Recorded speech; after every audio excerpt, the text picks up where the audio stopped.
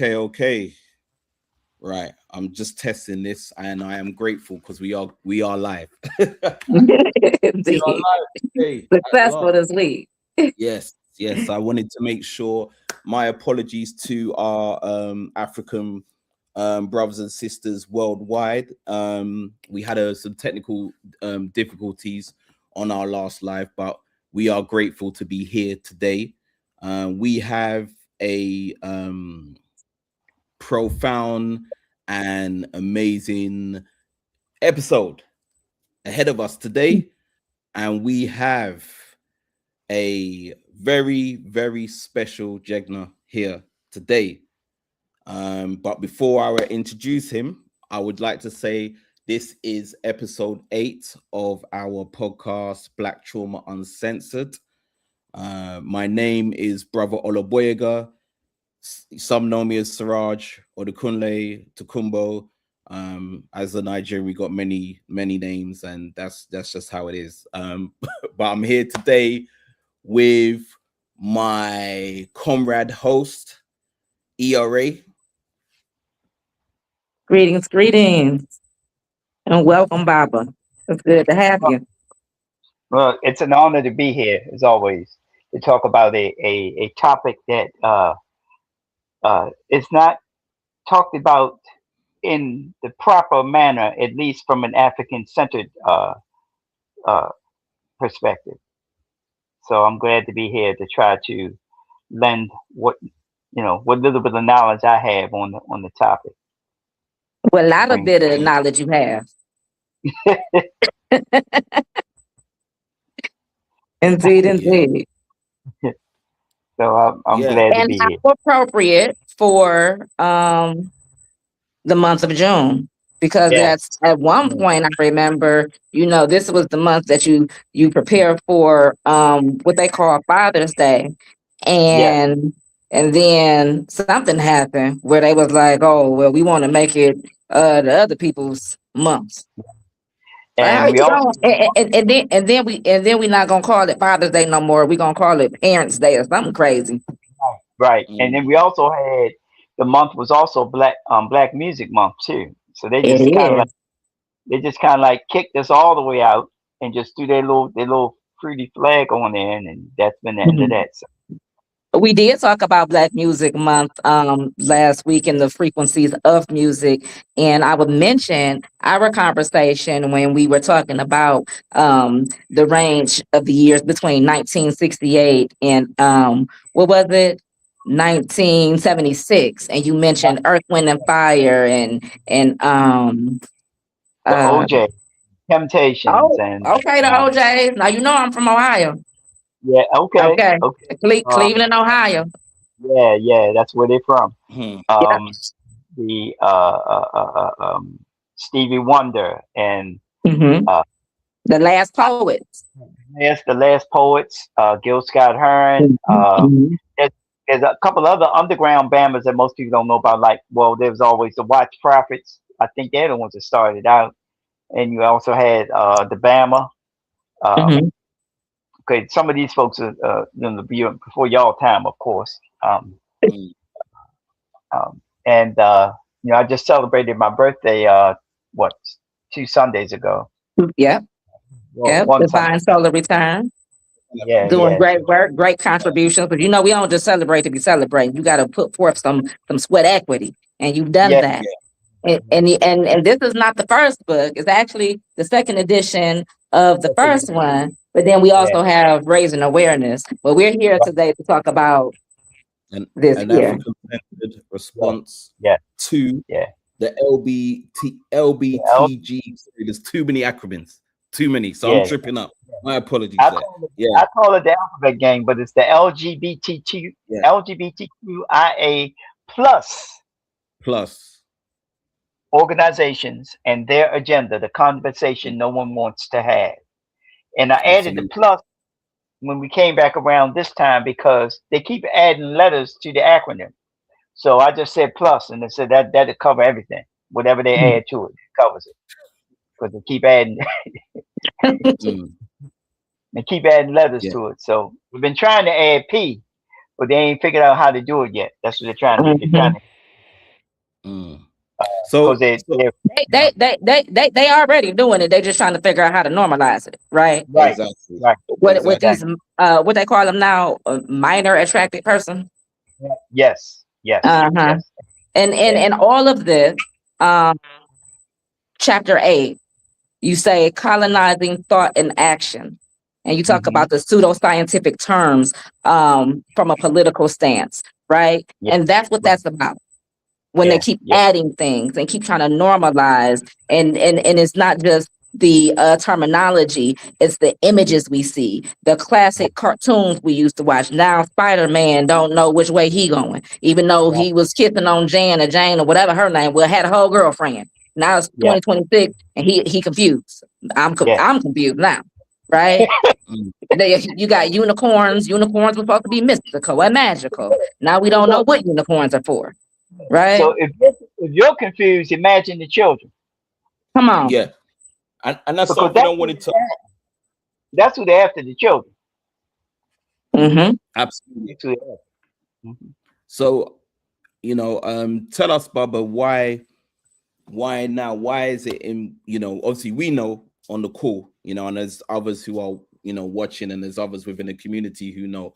But why is it imperative for this information to be out there now? Well, because they are what we don't understand as a race of people is that we are at war. That war is being waged against us on a multi group of fronts. Mm-hmm. It's so you have the system of racism, white supremacy, white terrorism, and when with that system are uh, several tentacles. And so what they do is they're waging war on us through all these different tentacles. And so what we have to do is begin to recognize how they're waging war against us. One of them is an intellectual war, a war of words, a war of knowledge, and a war of social engineering and behavior. And so what I try to get people to understand is one, the terms that they use, how they keep changing the definition of those terms, and how it's important to know the correct definition of the terms that are being used and against you, which is why one of the reasons started writing the book, I wanted to make sure that I wrote the chapter called What is African Centeredness?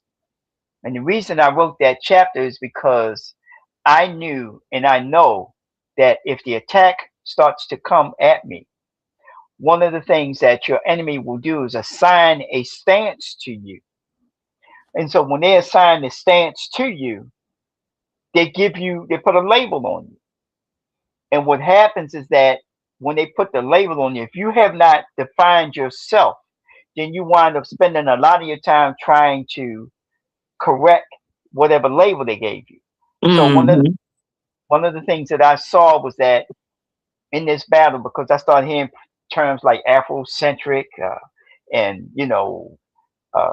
Pan African, Cisgender. all these different terms. So what I wanted to do was make a clear distinction about what it meant and what it means to be African centered. And so now, if they come at me, I don't have no problem with that. But you're now going to have to argue with me based on the definition of the terms that I'm using. I'm not going to let you just give me any kind of term or sign any kind of stance to me because you don't have the right to do that. If you want to debate with me, fine, but you're going to debate with me based on the definitions and the terms and the stance that I have taken. I take a stance on the particular thing. Okay, let's discuss it based on the stance I've taken. You don't get to assign a stance to me because then what happens is you are playing in their ballpark instead of your own. And I think that also includes when we talk about these indoctrination validations, these degrees. You think because you earned your degree in whatever concentration that you had, that now you're an authority of some sort to call me Right. this or that. Right. According to who? Right. Whose paradigm? Exactly. That doesn't mean anything. Like for instance, I tell people this all the time. I know a lot of people are shocked when I tell them this. I don't have any college degree. Yeah, I was shocked. I don't have. You remember I told you I don't have any Yeah. college degree. In Yeah, I didn't fact, know that myself. right. In fact, I liken my life is I have a similar journey to Dr. John Henrik Clark. Dr. Clark Mhm. he dropped out of school and he went back and got his GED. I dropped out of school and went back and Mm, got my GED. I took some college credits, but I never finished. mm, But the one thing that I was blessed and knew how to do. Oh, by the way, if my phone rings, don't pay no attention to it. I may cut me off. I may have to come back and just don't worry about it. But anyway, um, what I what I did learn how to do early on was I learned how to read. Um, that reading uh, includes comprehension. That was mm, important. Um, uh, if I, if we got time, I can tell you a little bit about my journey in school. When I got to the seventh grade, I had a teacher named Mr. Payne. I never forget him. Cool old dude. And every day he taught social studies half the year, and half the year he taught history. And every day he gave us 10 vocabulary words to take home and come back the next day with the definition and how to use it in a sentence. And I used to wonder, I kept saying, why is he giving me these words? I never asked him. I wish I had the opportunity to say something to him now. I'm sure he's transitioned by now, though.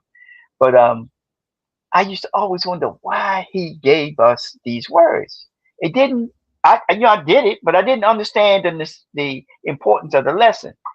When I turned 16 and going to school, I used to have this show I used to watch every afternoon when I came home from school. And the show was called Dark Shadows, and it's my favorite show. I should run home, man, and just watch it. So this particular day, my father walked right in front of the TV screen, and he asked me the meaning of a word. That word was scruples, and I didn't know the meaning of it, and so he made me go look it up. So I looked it up. He said, "Now use it in a sentence." I did that. Shut the book up and started watching my show again. A week later, he came in and did the same. Asked me, and he asked me about the same word, and I didn't memorize it. So I just got up, walked over there, and got it, and did it again. So then a week later, I'm sitting there watching my show. He came in and asked me about that same word, and I remembered the definition. And when I gave him the definition, he never messed with me about that word again. But I Mhm. still didn't understand the lesson that he was trying to give me. We move forward to I'm turning 20 years old. I just turned 20 years old. I meet my Jegna for the first time. Well, I didn't meet him for the first time, but I got to know him better. So as I'm talking to him, I finally start going down to his house. So I go down to his house. I come up and he had this table sitting there, and he had 3 books sitting on the table. And I remember in 1969, when I was 15, I had joined the Black Panther Party for about 6 months. And when you first joined, they had all these pictures on the wall. And they had all these different people. They had picture of Angela Davis, Huey P. Newton, Eldridge Cleaver, and Bobby Seale. So each one of them, I asked them, well, who is he? Who is she? What did they do? So they gave me some idea of their role, the Minister of Information, Minister of Defense, all that kind of stuff. So then I saw this other dude standing there, and he was like this, and I said, he was the most impressive of all, right? I said, who was that? He said Malcolm X. I said, well, what did he do? He could not really tell me what he did. Whatever it was, it didn't really answer the question for me. I just want to give you all. I'm trying to give you some idea how I started reading. We follow. So anyway, I said one of these days I'm gonna try to find out who that dude was. We move forward 5 years later. Now I'm 20 because I was 15 in '69. So I meet my Jagner. Like I said, I go up to his house, and there's 3 books sitting on the table. There was The Spook Was Set by the Door, Mhm. 100 Years of Lynchings by Ralph Ginsberg, and the autobiography of Malcolm X. So I asked him if I could borrow the autobiography of Malcolm X. He said, sure, because I said, now's my time. Now I can find out who he is. Mhm. So, needless to say, I've never been the same person since. And one mm, of the lessons that I learned from that book was the importance of looking up the meanings of words. Malcolm said when he was locked up in prison, he memorized the dictionary. never forgot that. So, y'all still there? Yeah, we sit Yeah, here. we're here. Y'all still one of the phone things. So I never forgot that lesson, and so I've always been a stickler about the meanings of words That's because of right. those lessons that I learned. And so that's why definitions become important. So because they will play with you if they know you don't know the Yes. meanings of words, and so that's why in the first chapter I took many of the terms that they like to use and gave you clear definitions so you know how to fight back. Because remember, like I said, they're waging war on us, and one of the wars that they're waging is a war to tell us that somehow these behaviors, are behaviors that are okay, that we've always participated in them, and all this kind of Moonlight. stuff. And so I, that was the reason for me writing the book in the first place. And I they think say that without proper context. It's not we always participated, is that we are and have been always warred upon in this Ma'afa, right? But then those behaviors came from somewhere else and were Yeah, imposed upon us. Now, whatever cycle that we've gotten caught up into, you have to take it all the way back to its origins. You can't just absolutely. stop where you're comfortable. And that's what No, happens most of the time. it is. It is. So for yeah, me, it I think became. that goes. Go ahead, bro. Go ahead, Sabah. Oh, sorry, Baba. So that goes that. So basically, I just wanted to segue because we've going back to chapter 8. You've mentioned you've used the two words fear, Homophobic. phobia. And I think Right. it's imperative for people who are watching this, or for anybody out there, to understand, as you've mentioned, just the definition of what these words are, because a lot of the Right. times people will engage certain conversations, or they come to certain events and so forth, and the first thing which will happen is there will be people get defensive, because Right. they Well, are coming from an angle of emotional immaturity, but when it comes well, to yes, learning. Yeah, go yes, ahead. Go, Baba. yes. Well, the thing is that remember, as I said, it's a war of words. So every term that they Yeah. use against people, what they do is they come up with these terms to, as I say, the term, like for instance, this term, homophobia or transphobia. They use these terms as a means of political, economic, social, intellectual, and cultural terrorism. They want to literally bully and terrorize our people into capitulation, acquiescence, and acceptance of these behaviors. And so one of the ways they do that is by using they say, "Oh, you're homophobic." So the first thing I say, there's two ways to deal with that. The first way, both ways, of course, is, here's the way I usually. If you say, if they say, for instance, "Oh, you're homophobic," and I said, "Well, really?" I said, "So first of all, are you a clinical psychiatrist or psychologist or health care professional?" What are your And of course, they credentials? right, and they'll look at you with a a puzzled look. I said, "Because you are now asserting that I have a phobia of homosexuals." Now, the term phobia is a clinical psychiatric term. We got to be clear about that. So what they did was they took a clinical psychiatric term, merged it with homosexual, and then created a political term to go after people. So what I do is I make them have to come back to the original definition of the term. You don't get to just make up words and come at me. Mm-hmm. So um, the clinical definition of a phobia is what? What is it? It means unreasonable or excessive fear. So um, what you're saying is that I have an unreasonable or excessive fear of you. I don't have any reasonable excessive fear of homosexuals or transgenders. I don't have a fear of them at all. I know what you want. You want access to our children's precious minds, bodies, and souls. That's what you Mm-hmm. want. Mm-hmm. And so And I tell them, and they do. And you can clearly see that because of the plans of action that they have in the public and private school system, but primarily in the public school system, where most people children go to school. And And so so, when you know that, then you know how to deal with them. And so again, that's why I said, let me give you the history. The term basically came into parlance in 1965 by Dr. George Weinberg. And he said that he came up with it because he said that straight men had a fear of being identified with homosexuals. I don't have a fear about being identified with homosexuals. You're just not going to identify me with that if that's not what I'm about. It's not a fear, but I don't appreciate somebody doing that. Now recently, I was raised a homosexual, and the homosexual says to me, "Oh, well, you're so preoccupied with this. You must be gay yourself." I said, "So let me understand this. So you came here to defend your behavior, but you're going to use your behavior as a weapon to attack me." I said, "Make that make sense?" he must have been homophobic.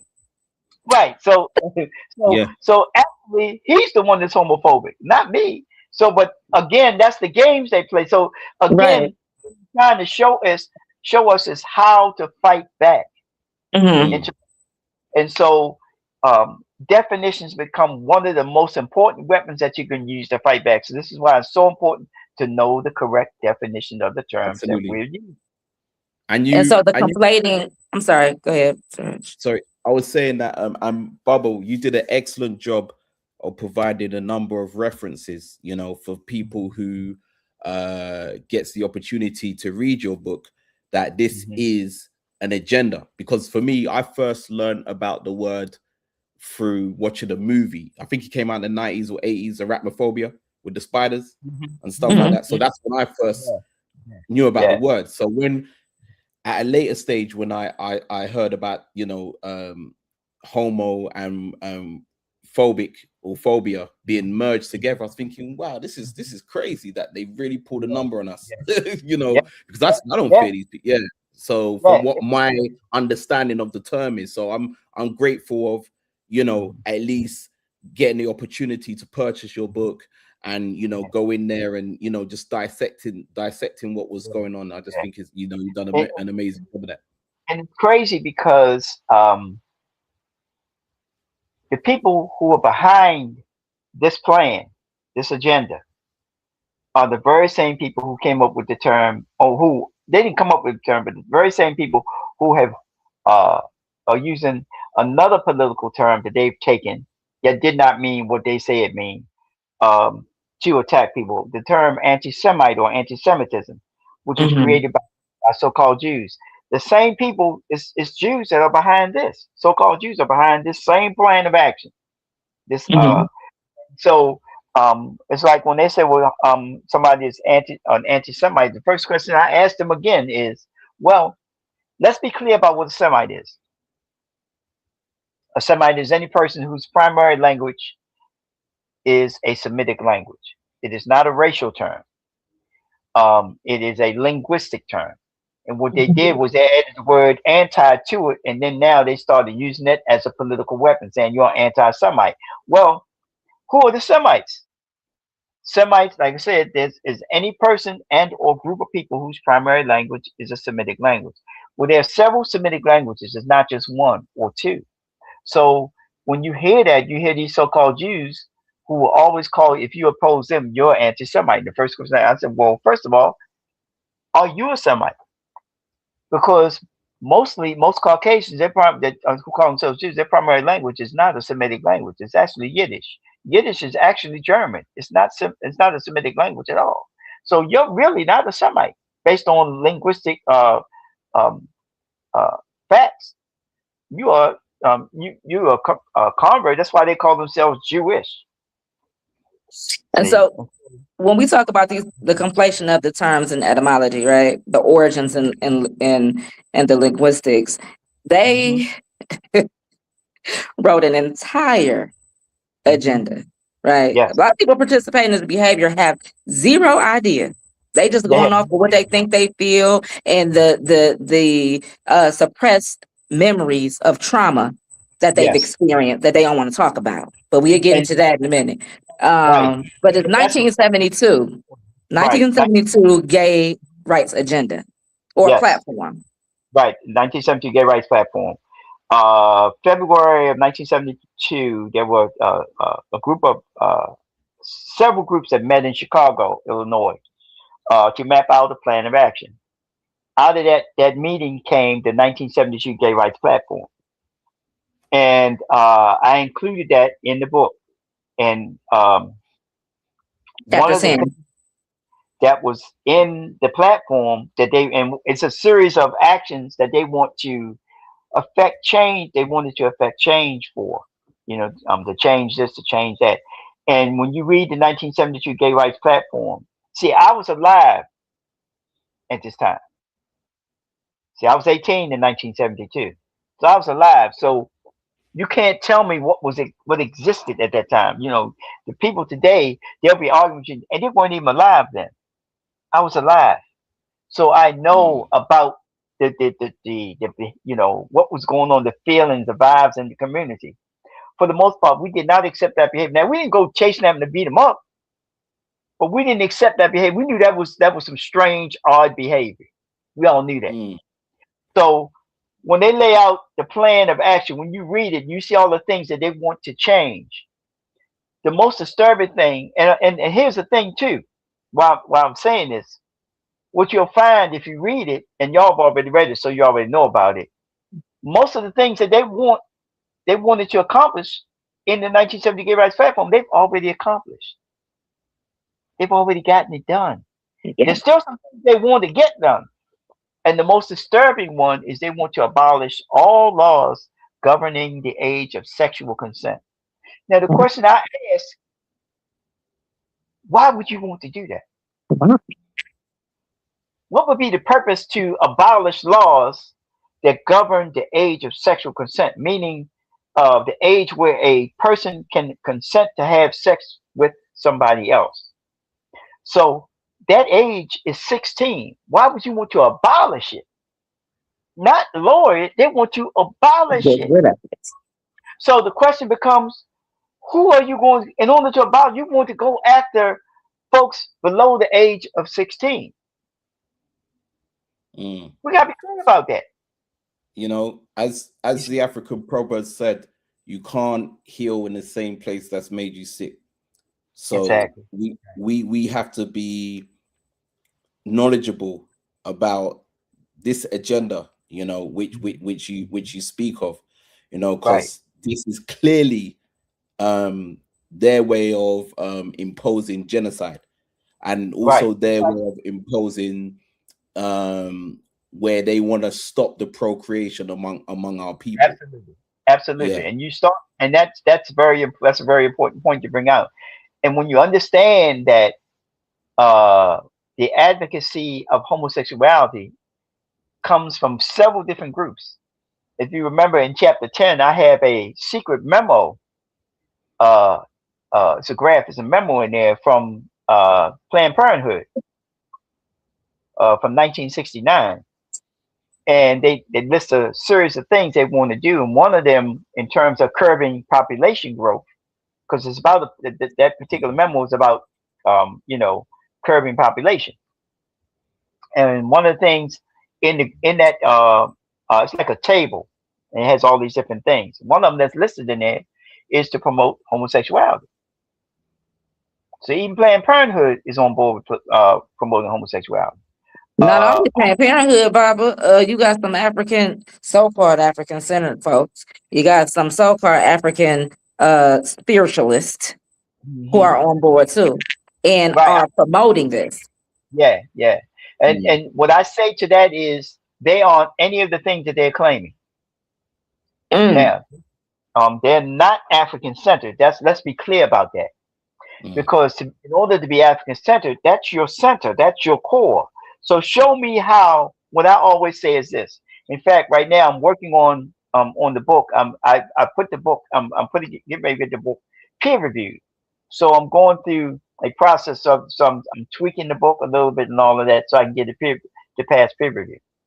Anyway, when you look at what they're talking about, um, all of these different plans, as you just said, Raj, is to do what? To curb population growth. Yeah. And so when you understand, because ain't nobody, the one thing we know for sure is this: if two men are having quote unquote sex with each other, nobody's having any babies. If two women are having quote unquote sex with each other, ain't no babies being born. Now, uh, however you want to look at this, you can look at it religiously, spiritually, or whatever. Our saviors, or saviors, because most people use it singular, but I'm gonna use it plural. Our saviors are gonna come from the womb of black women. Come on. Our saviors coming from. So if you stop that, if you cut that off, then there is no savior. And the other thing too, here's how I know these spiritualists, these so-called African spiritualists don't understand. Let me read something from you from my book, because I think it is so important. When I read it, What page? it's on page, give me a second, I'm gonna find it for you, because this was so powerful. This And what statement was, chapter? I mean, it's in chapter 17, page 366. And when I read it, I said, I got to put this in the book. And it comes from a brother. His name, I think the name is Balanta Barusa, and it's an article, Balanta Barusa, and it says, "My sons, those resist, remain." And in a subsequent article entitled "On Questions of Race, Ethnicity, and Nationality," Volume 1. And he says, "You are all your ancestors. You, every single person reading this, is the union of their mother and their father. That's how you got here. Your father planted his seed in your mother's womb. She nurtured it for 9 months, and then you were born. Every human being that has ever lived was born from the union of a male and a female. The very blood that circulates in your body was given to you from your mother and your father. The very life force energy, the breath of life, and the genetic instructions that are responsible for the life that you have, you received all of it from your mother and father. Therefore, your mother and father live inside of you.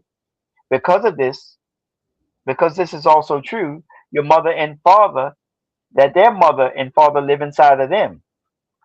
Then it is also true that your grandparents, their blood, their life force energy, their breath of life, and their genetic instructions also live inside of you. From this, it follows that all your ancestors live inside of you. Their blood, your blood, your life force energy, your breath, and your genetic makeup are shared by all of your ancestors living inside of you. Therefore, your life is not your own. Come on. All of your ancestors depend on you for their existence. And they're healing. And so you don't have the right to not have an extension of yourself if you are if you are able to do so. Mhm. You don't have the right to do that, because you're cutting off that which is you. Why would you cut yourself off? When you have a child, that is an extension of you. Why would you cut yourself off? It makes absolutely no sense. Makes no sense. Mhm. Makes no Well, sense. it's that. It's So, chaos. It is a part of their assembly. yeah, That is who they yes, are. And yes. we, because of, and his the ethnic group, the Balanza from Uh-huh. Guinea-Bissau. Uh-huh. And so even in his name, he knows who he is, where he comes from. Yes. We are kind of disconnected from that now. So we are Yes. assimilated into someone else's culture, not realizing that we are living within somebody else's paradigm. Yes, we are. Yes, we are. And Which is because why, of that, our values are not our cultural values. right. That's why I put that. That was one of the reasons that I put in the book the definition of culture, because one of the other strategies they like to use is they always say, well, it's always been a part of our culture. Or I love this one. Homosexuality has always existed. And I said, well, how do you come to that conclusion? Who was around Hmm. um then. And you said always, and there is nothing that's always, because everything in creation, let me say this again, everything in creation has a chronological beginning and a chronological end. Everything. There are no exceptions. So for you to say it's something has always existed means that um the human species has always existed, and we did not always exist. So that just that premise alone is incorrect. Then they said, well, it's always been a part of African culture. Well, okay, you got to prove that. Mhm. You just don't How get do you qualify that statement? to qualify that with some documentation. Mhm. And as I like to say, there's no evidence that homosexuality or any of these other debased behaviors has ever been an acceptable form of behavior by the overwhelming majority of African people, that it was never a part of our indigenous African culture before foreign contact. Book. And that's the part. If you're going to give chronological order, give the Mhm. full scope. Don't Right. cherry pick. Well, they What makes you can't. comfortable? They can't. Now they'll try to use a couple of things. So see, the thing is that it's real funny. I can still remember when I first started going to Positive Comedic Visions for lectures. This is Mm. back in around Identify. about 2001, 2002. And of course, I encountered my main man, the Irritated Genie, as well. Mhm. And I've never been one for homosexuality, but I never paid that much attention to it. And when I started going there and they were talking about it, it was for the first time that they opened my eyes up so that I could see what it really was. And I was like, wait a minute. Wow. And then I started paying attention. I started paying Mhm. attention to everything. So we moved to 2008. And that's when I really get on social media, Mhm. primarily Facebook. And then I started encountering all these different narratives and spins that people were pushing, and they started pushing homosexuality, trying to say it was a part of us. And I remember having all these different debates, and I began after a while, I started saving some of my responses and started seeing, because I kept seeing the same spin, the same narratives, the same circular arguments, and I knew how to handle it. And I can still remember back in, I think it's around 2017, maybe 2018. I got into a Facebook discussion with Cleo Monago, Gosh. and it was interesting. So Sure it was. it was on it was on the brothers page named Deshaun Farad, and Mm. he had put a question. He said Dr. Francis Chris Welson said that they were trying to homosexualize black men, and I said she's correct. They are. I Right. said this, and so I said homosexuality has never been an acceptable part of indigenous African culture before foreign contact. So he was in the in the thread. So he saw my comment. So he said, "Prove it." So I said, "Well, before we even have the discussion, let's be clear about what culture is." And Come so I on. gave my definition of culture, which primarily is a a set of concepts, beliefs, values, practices, etc., that Mhm. a group of people come together, agree to adhere to, That's their and that foundation. and those values, principles, called beliefs, etc., um, that they are usually the groups that come together is usually along ethnic and racial lines, Mhm. and they cover all areas of people People activity. activity. You better come on. All areas. And so when I laid that out to him, so then he says, well, there are different African cultures. I said, no. I said, Dr. Shekan Joke straightened that out a long time ago when he wrote the book, The Cultural Unity of Black Africa. I said, so there's really only one African culture. So now he says, well, Shekan Joke is not was not a sexologist. That's what he said. Sexologist. Yes. There So we go. he says he's a sexologist, some newfangled Here we go. Yeah. so I said, but because he was trying to insinuate somehow that Joke did not understand sex. So I said, well, Dr. Shekhar Job, amongst his many doctorate degrees, one of them was anthropology. He I had said, 5 of them. 5 right, yeah, doctorates. right. And I said, anthropology is the study of how human beings develop, and that includes how Right. we develop mentally. And so he knew what he was talking. And so now he was stuck there. So it kept. So then he started trying to dance around, and course. I literally spanked him like a little child, because nobody had ever taken him on the way I did. Because the whole thing I locked him into was, this is not a part of our culture, and you're going to have. So one of the things they'll do is say, "Well, he did it." I said, "Yeah, he might have done it." How is an individual an indication of culture? It's not. What that individual Culture is don't ever. collective. That's an aberration of culture. That's not a representative of the culture. Culture is collective. It's group activity. If you go to Africa right now and go back up in the village and you see them doing some kind of celebration, everybody there is going to be involved. That's Everybody. right. It's not just one person No, dictating everybody's their there. behavior, Right. Everybody's imposing their behavior. right. Everybody's participating in it. They're either participating as participants or they are standing around as observers. But everybody knows what's going on, because this, whatever they're doing, whatever dance they're doing or whatever, they know this is a part of their culture. They know Mhm. the whole nine, because culture is collective. Mhm. It's collective in scope and action. And And this so is I always try to remind people of that. this is the thing, Baba. People have a whole lot to say. They got so many narratives, so Yes. many talking points, but nobody really wants to talk about what our Nana psychiatrist Oh, Patricia Dr. Newton. Right. Mm-hmm. Who Yes. hurt Yes. you? Yes. Right. We're gonna She talk said about that. they don't. Dr. Patricia Newton said that. She said, I can still, because I knew her very well. Great sister. And I remember watching the video, and she said she used to ask if somebody hurt you. She said she got to the point where she realized that she started taking the position of who. She said, because sexual abuse in the Black community is so prevalent, so much more prevalent than we want to give it credit for. And so she said, the question I ask now is, who hurt you?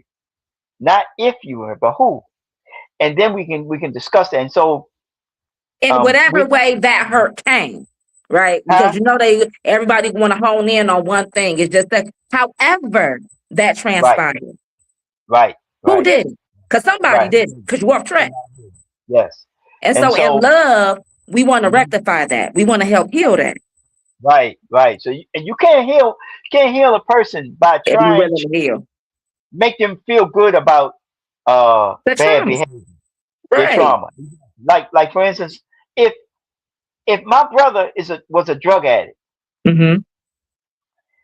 I don't try to make him feel good about being a drug addict. I said, look, you need to go get help for that so that you can stop being a drug addict.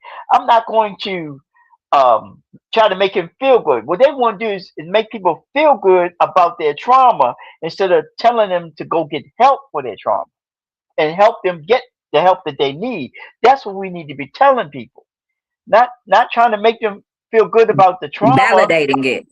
Right. I'm not saying make them feel bad, but what I am saying is that we have to tell them that their behavior is incorrect. Now, then they'll run this game on you. Well, you don't love me if you don't accept me. No.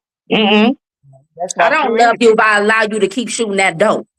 Right. So I would tell my brother, look, I'm gonna always love you because you're my brother. But I'm going to tell you that what you're doing is destructive. You're destroying yourself. I'm not gonna sit back and try to make you feel good about destroying yourself, because I love you. That's why I'm telling you that behavior is wrong, not to tell you that it's good. I love you enough to tell you when you're wrong. If you have children, when your child does something wrong, you don't just tell them I love you and let them keep doing wrong. You tell them, look, your behavior is incorrect. And we want to get to the root of it. Right. Let's examine this thing. Right. You don't try to tell your child, I love you behavior. I gotta accept you. The only way to accept you is to love you is to accept incorrect behavior. No, no, that's the problem. That's what's going on. See, when I was coming up in the black community in the United States,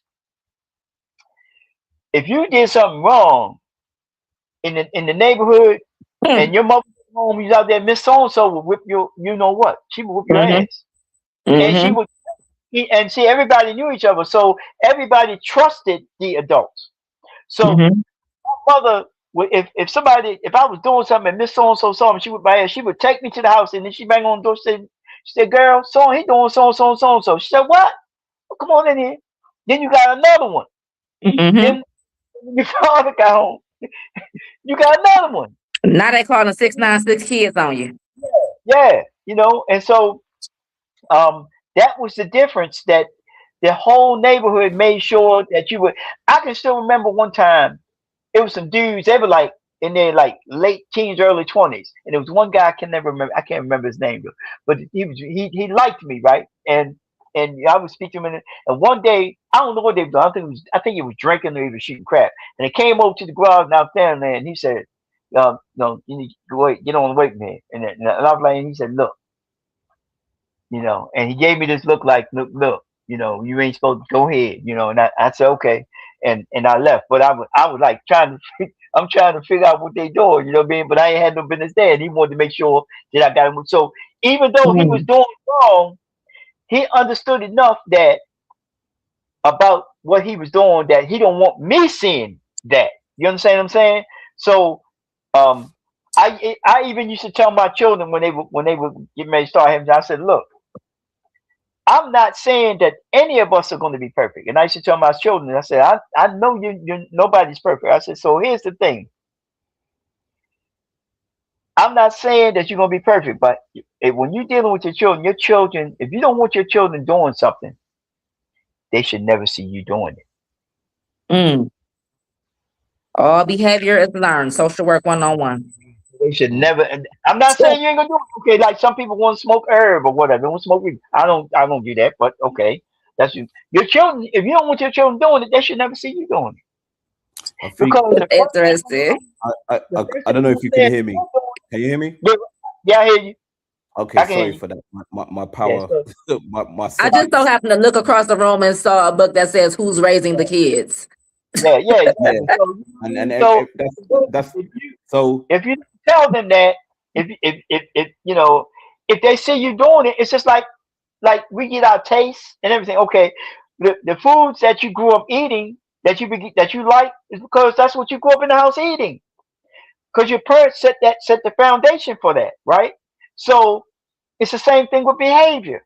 If they see you doing wrong behavior, they're going to do it too, because they're going to look at you because you're the standard of right and wrong for them. You're the first standard. So you want to make sure that the standard that they see is the best standard that you can produce for yourself, that you can manifest in of yourself, so that they can see the standard of right and wrong.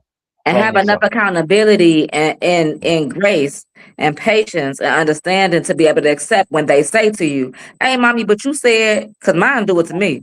And I accept that. I don't get out my face. Nope. Because you're right. And I appreciate you pulling my coattail on that.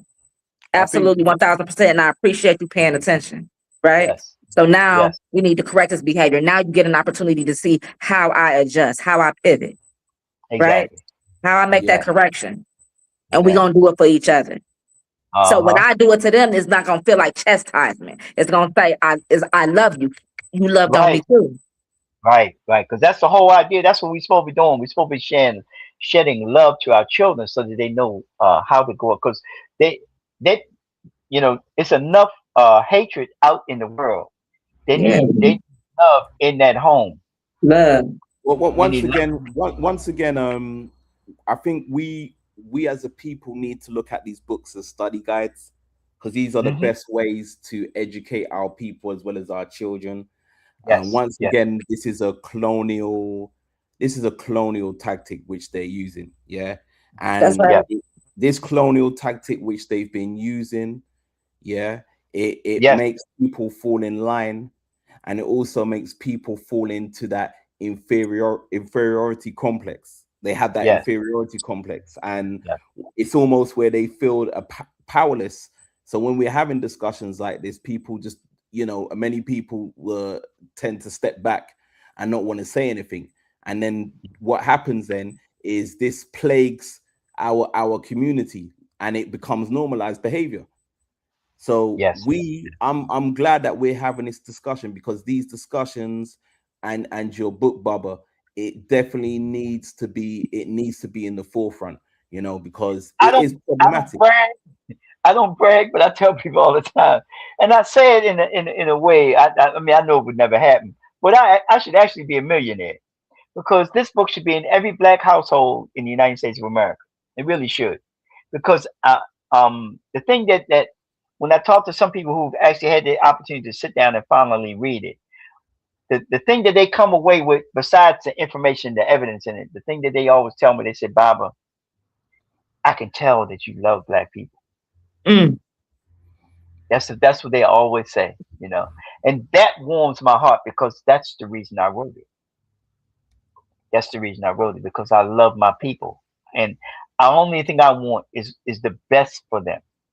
Come And on. I know that the behaviors that they are pushing on us, they have no redeeming value whatsoever, and will destroy us as a race of people. They don't have any value for us.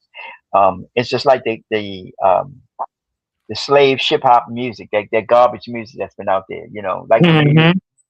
Like you were talking about earlier about for me, the years between Oh, yeah. 1968 and 76, the music that, if people go back and listen to that music and listen to the lyrics and the songs, woo, Mm-hmm. man. Like I told, Uplifting. yes, I think I was telling y'all last week, um, Marvin Gaye's album, What's Going On. Yeah, I Sit listened to it, the whole thing. Yeah, Did you listen to it? I The whole did.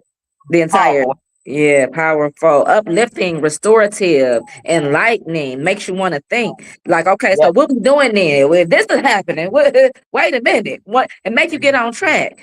But the yes, evolution, we yeah, went from music to music.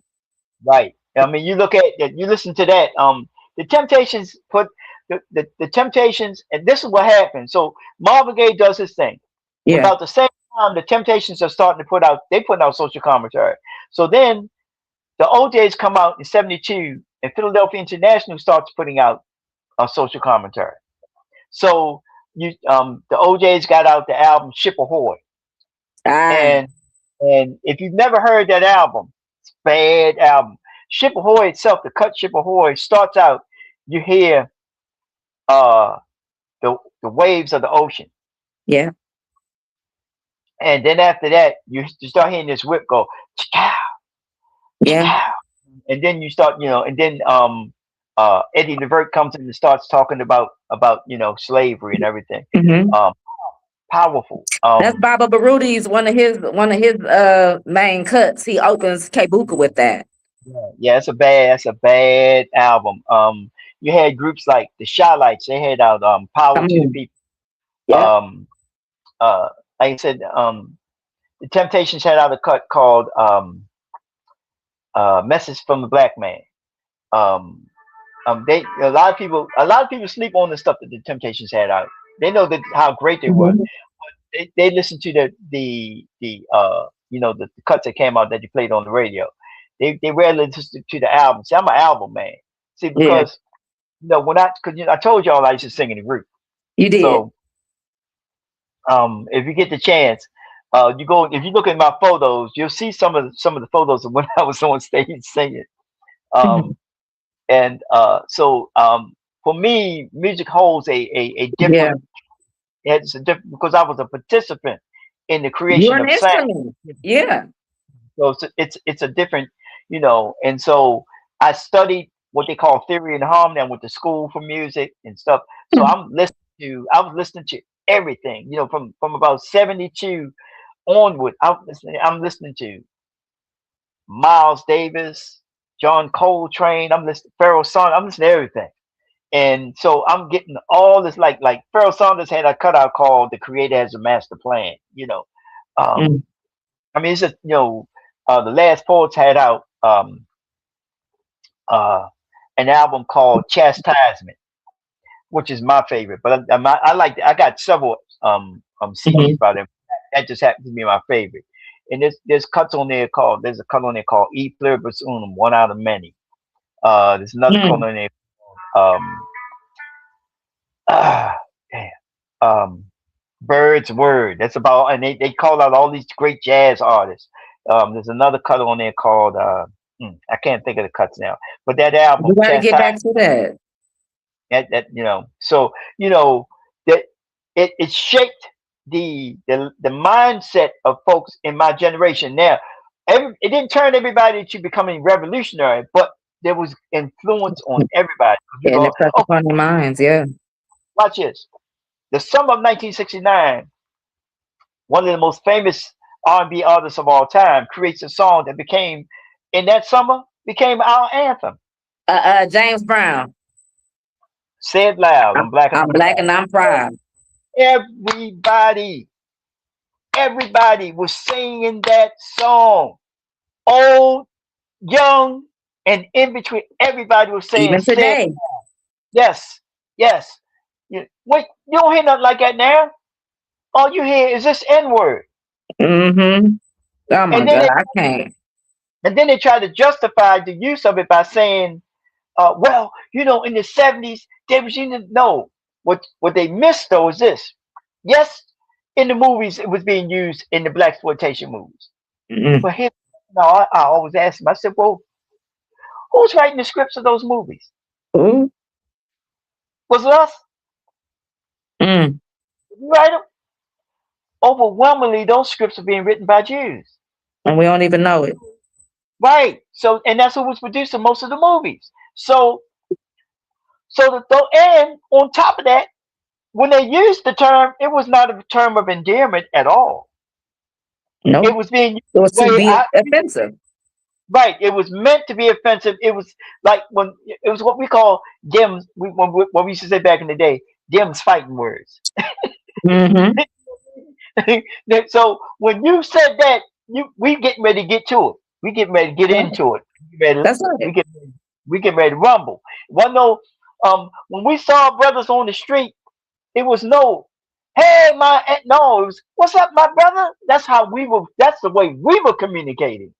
And it makes a difference because you approach the person differently when it's your brother rather than. It does. Watch this. How you going to tell me that's just a term of endearment, but the moment you get mad enough to kill another black man, the first thing you say is, I'm going to kill that nigga. That's the first thing you say. So you can't have it both ways. No. Okay. And segue to you can't have it both ways. What you're not going to do is impose and say, we got to accept, we got to tolerate, but you're not respecting my position. You want me to respect you.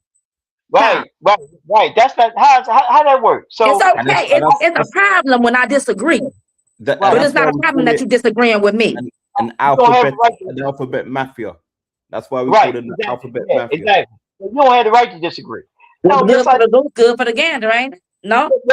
Yes, I do. Look, I tell them you ain't gonna never get me to accept a man as a woman. That's not gonna happen. It's not happening. You lie to yourself. I ain't got to lie. Right. Look, you wanna live in a delusion. That's fine. I'm not going to participate in your delusion. And you're not going to impose it on our babies. Right. And see, that's what they're doing. They're in the school. I mean, look, I tell me, and I'm chuckling, but it really ain't funny. But I tell people this. I said, man, you could not have convinced me in the year 2000 that in 2026 we would be arguing about what is a woman. You would never. I mean, that one has still got me befuddled, and so I watched You ever seen that documentary about the racist white boy Matt Walsh? I don't think so. I know the name Matt Walsh. Is that American History X or no? Which one is that? No, he's on that what's that website with the Jew boy Shapiro, Ben Shapiro. He's on Ben Shapiro's website, but he did a documentary called "What Is a Woman?" Oh, and no. and he interviews various people. And mostly interviews psychiatrists and psychologists. And man, you should watch how they try to get around giving a clear, concise answer of what is a woman. And so he'll like there's a clip of him that he was on the Phil Donahue, not Phil Donahue, he was on Dr. Phil show. And they had these homosexuals and transgenders on there with him. And so he says, the guy says, well, what is a woman? He said, a woman is of so. He said, well, what is that?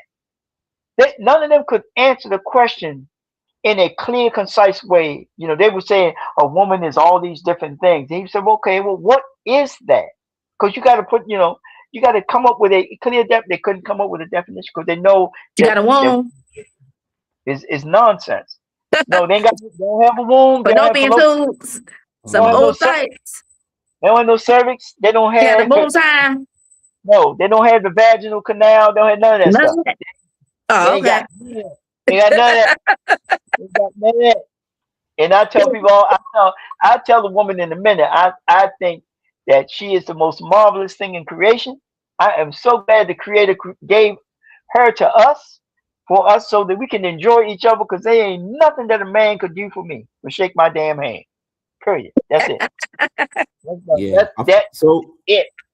What would you say, Bubba? What are some solutions we can use, or individuals within the community can use if they are in a space of fear where they feel that they cannot challenge? Well, I say this alphabet organization. Like I say this all the time. You start with correct knowledge and information. If you have, my book gives you, it's a weapon. You read it, you see all of the weapons on how to deal with certain things. So, and once you weaponize yourself, you won't have the fear anymore. See, the reason we're fearful is because, one, they're going to attack you on your job. So if they say, for instance, that you're homophobic, well, now you ask them and say, well, when did I tell you I had a fear of you? How did you determine that? So you're saying that just because I disagree that I have a fear? No, I just disagree. Like I had when the year that COVID kicked off, I was working a part-time job,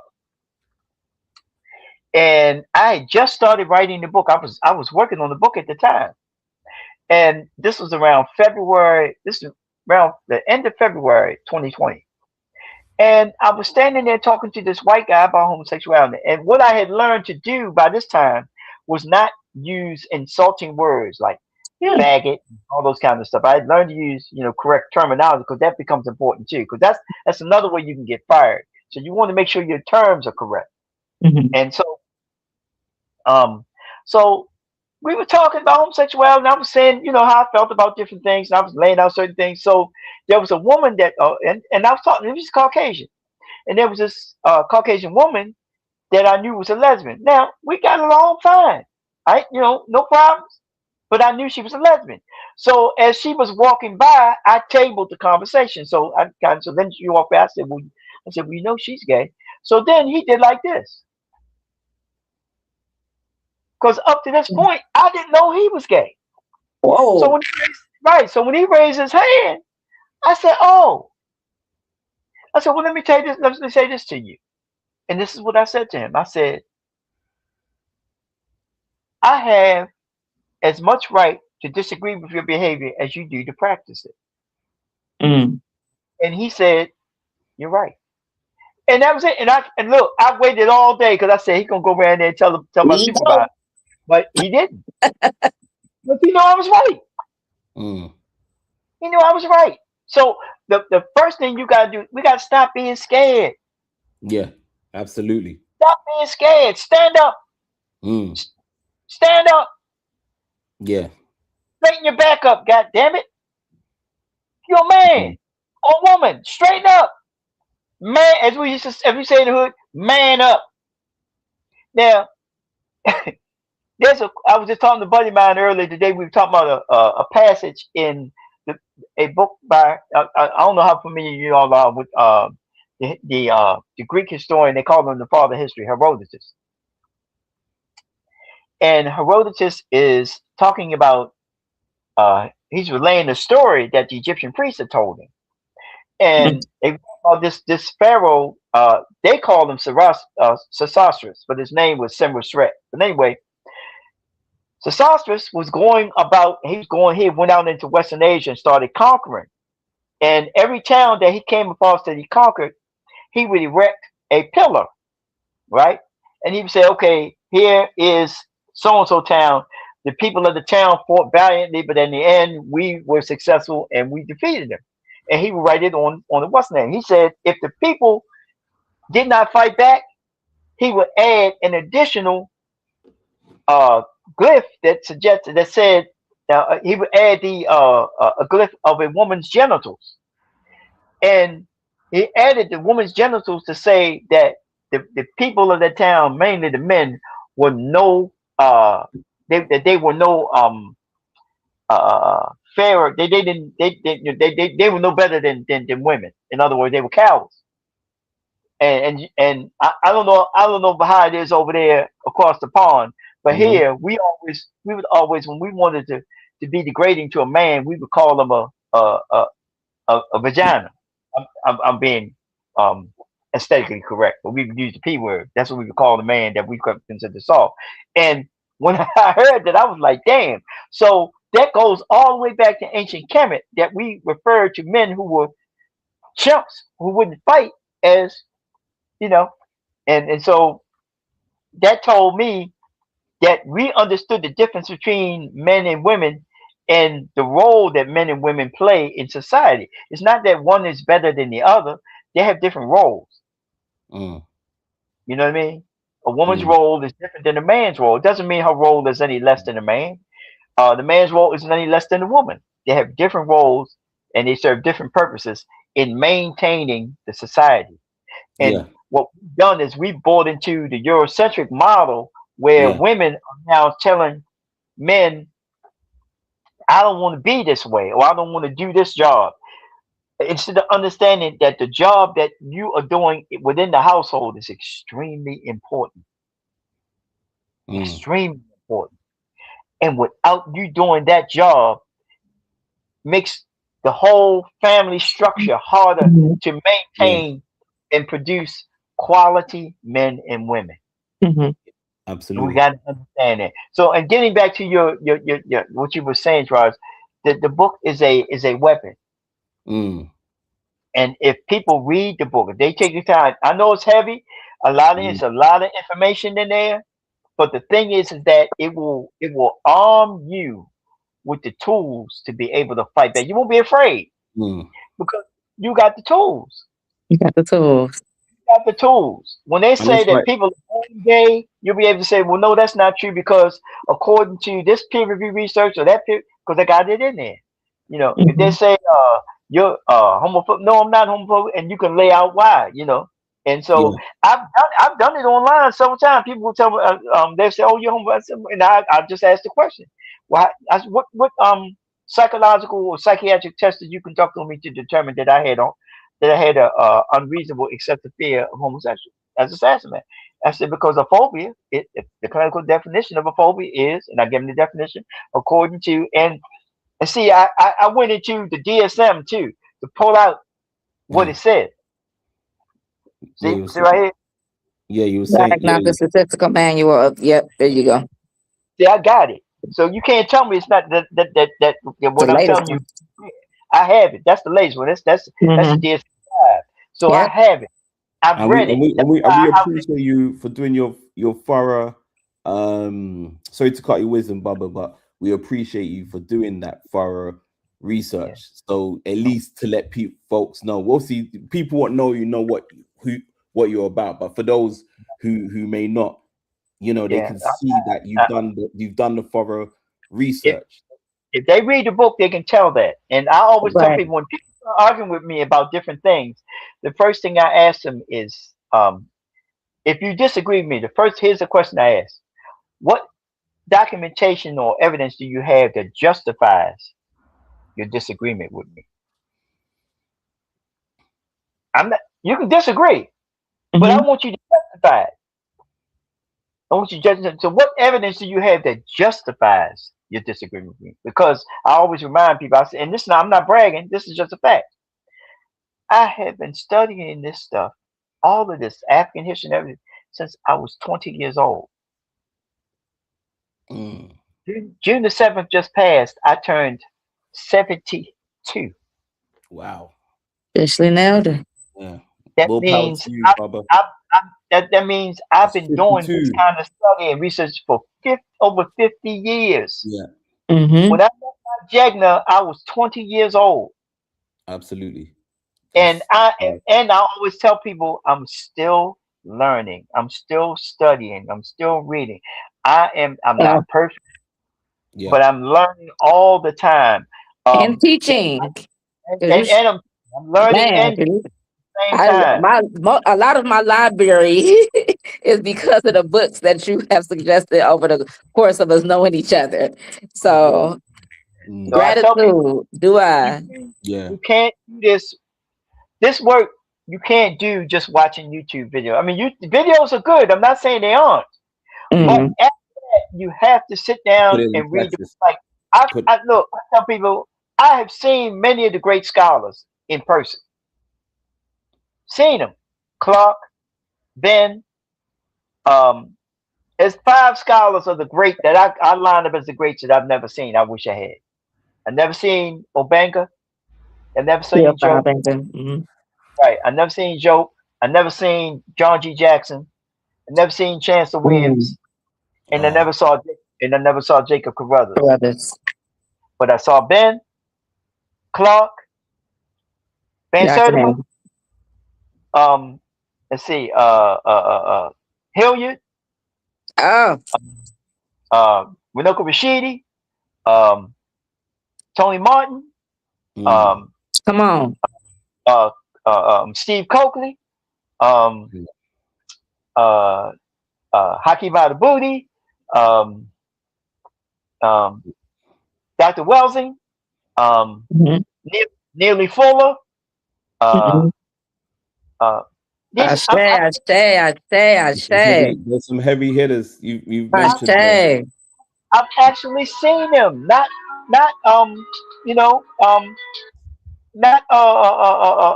just watch them on video. And they inspired me to go buy their books. Absolutely. That's why and you continue to work. That's right. There you go, Sabrad. That's right. That's part of my library. That's part of my library.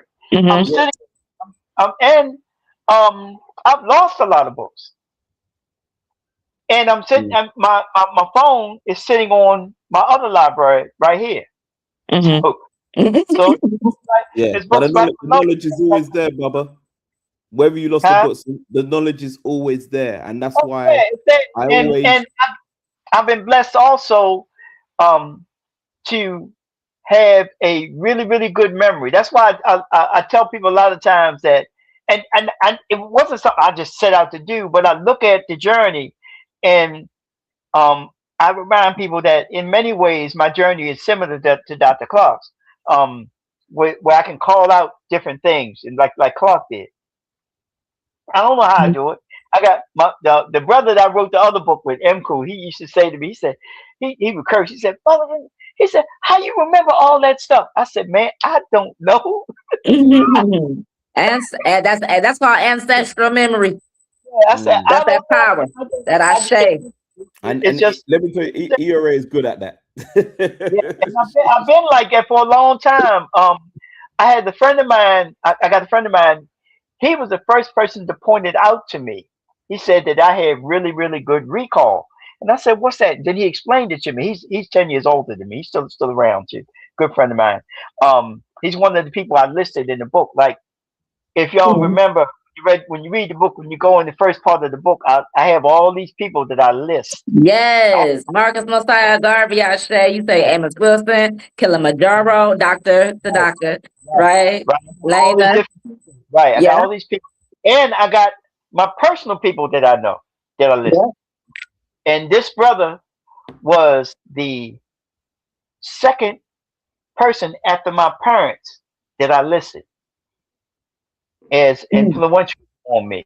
And he was, and then I had my other friend. These are probably the two oldest friends I have in the movement. His name was Hakeem Saeed, and the other brother's name Losi Imani Lumumba. They're my two oldest friends. Yeah, Movement. They're still around, and still got great relationship with both of them. And so love them dearly. They were very influential, and both of them are older than me. Imani is 4 years older than me, and Hakeem is 10 years older than me. And both of them they weren't my Jegna. My Jegna was you know, he was the first one, which is why he's the first person after my parents that I list. His name is Bilal Opio Abba.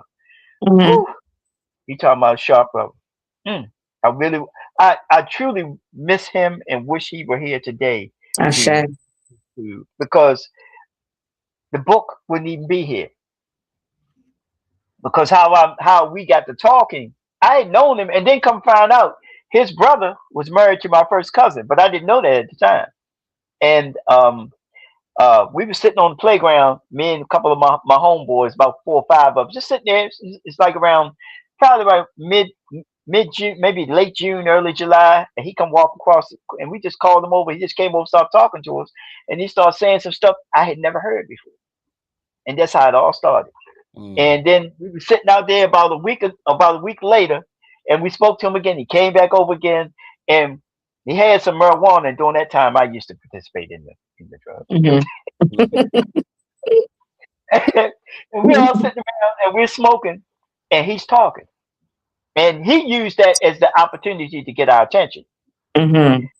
That's what he did. But at the time, I didn't realize that's what he was doing. I'm just hearing, and he's saying stuff I'd never heard before. And then I started seeking him out, and it was interesting because out of all the brothers that were sitting there, and that because I think I was the oldest, so we were between 20 and say maybe 18 years old. Out of all the brothers that were sitting there, I'm the only one that turned it around. I was the only one, but he got me. Couche to the Baba, because mission accomplished. Because now we're here. Yes, indeed. Yes, indeed. We appreciate you, Baba. We appreciate you. You deliver as you always do. I think one thing above and beyond. If you have the chance, I don't know if y'all have a way to put the link on it's in the banner. Okay, good. Yeah, good. So the people moving in the banner, yeah. And I also put it on my Facebook page because RBG Patar was asking what the name of the book was, and I put it there so he could so he can, and we can put it in the we'll put it in the under the video. We can put it on YouTube so people can click on it. I hope people buy the book because and I'm not bragging, but I know the kind of work I put in it. This is about probably about 18 years of research that I collected over the years to write this book. And and as I saw the interesting thing, and I'll say this before we go, the last book that was written on this kind of a level about this kind of topic was written by the Irritated Genie in 2003. Is that War on the Horizon? Yeah. The homosexual assault. I think it was 2004. Because Baruti wrote his book in 2003. The feminization. And then a year later. So imagine all the stuff that went down from 2004 until my book came out in 2020. So is a lot of information. I remember talking with Brother Kush and PKB, and he said, when I finally gave him the book, he called me up, he said, bruh, there's a whole lot of information in that book, bruh. And I just said, there it is.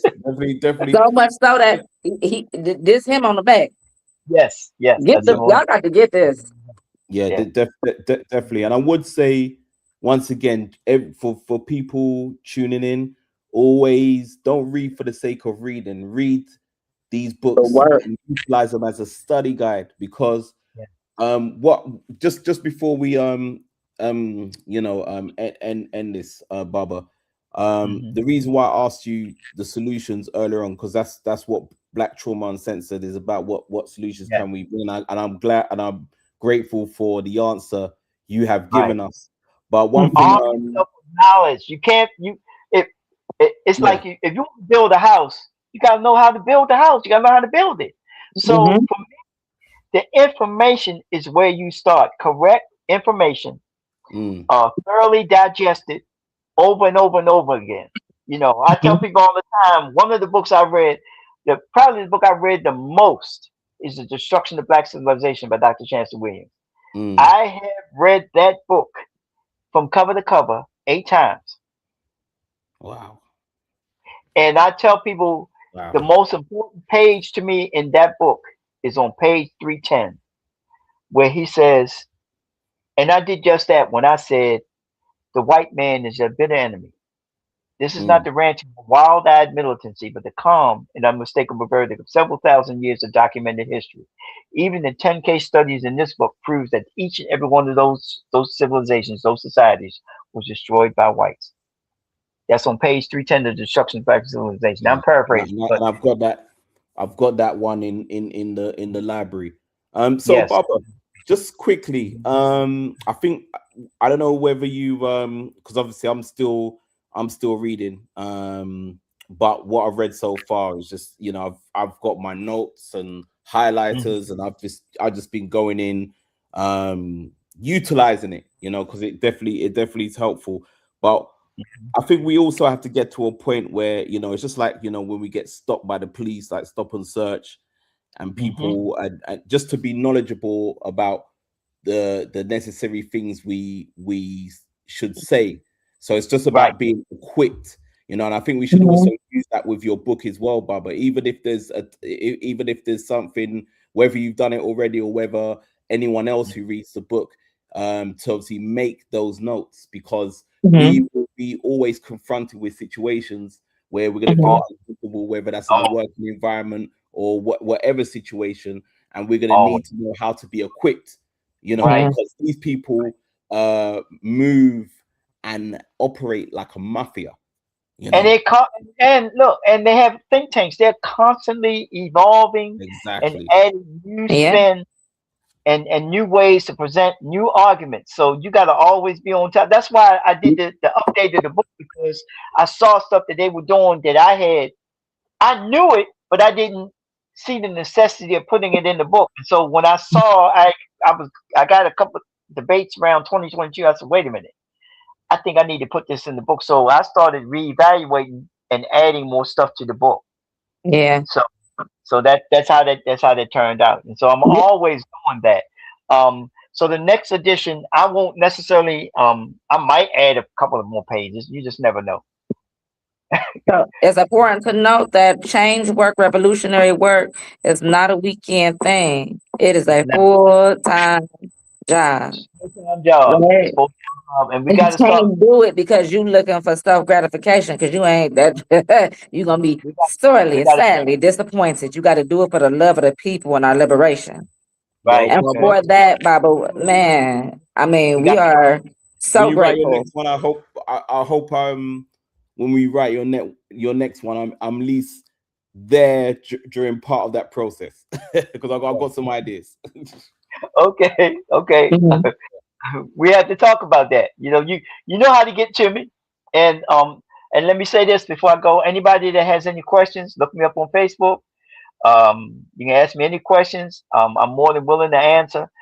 Sometimes I'll even pick up the phone and call you, because I Yes, don't have it. indeed. You, I don't. I'm not above anybody, and I don't see myself as being above anybody.